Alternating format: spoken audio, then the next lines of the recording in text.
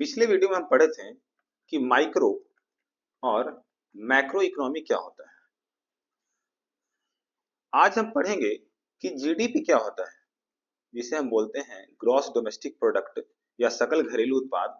आखिर वो होता क्या है, इसे हम आज समझेंगे। तो देखिए, इसको समझने के लिए कि ये आखिर क्या है, तो जीडीपी जो ग्रॉस डोमेस्टिक प्रोडक्ट है, ये total monetary value of all final goods and services produced within a country's borders during a specific period।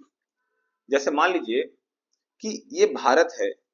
अब ये जो भारत है, इसके पूरे बाउंड्री में जो भी गुड्स और सर्विसेज प्रोड्यूस हो रहा है with in a period of time, जैसे इंडिया में कितना है 1 ईयर, तो 1 ईयर में जितने भी सर्विसेज और गुड्स प्रोड्यूस होंगे उनके मॉनेटरी वैल्यू, जो फाइनल गुड्स होंगे उनकी मॉनेटरी वैल्यू को हम लोग क्या बोलेंगे, जीडीपी यानी ग्रॉस डोमेस्टिक प्रोडक्ट।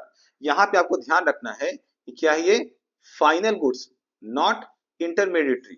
जो बीच के गुड्स होंगे उनके नहीं, बल्कि जो फाइनल प्रोडक्ट निकल कर आएंगे हम उसकी बात करेंगे। तो जीडीपी जो है क्या करता है कि major economic performance of a country. जैसे किसी भी कंट्री का अगर इकोनॉमिक परफॉर्मेंस को देखना हो तो हम लोग किसको देखेंगे, हम लोग देखेंगे जीडीपी यानी ग्रॉस डोमेस्टिक प्रोडक्ट को। ठीक है, तो हम कुछ डिफिनेशन है, लेकिन डिफिनेशन को समझने के लिए हमने कुछ एग्जांपल लिया है। तो देखिए, जीडीपी क्या कहता है कि how much a country produce in terms of goods and services in a year. क्या बोल रहा है, हाउ मच, कितना ज्यादा प्रोड्यूस कर रहा है इन अ ईयर।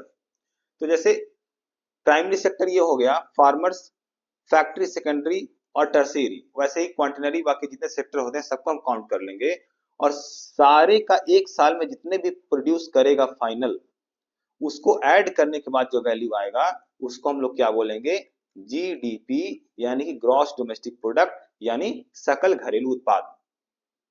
ठीक है, तो ये जो टोटल होगा, ये टोटल क्या रिप्रेजेंट करेगा, total value of final goods and services produced in a country during a year.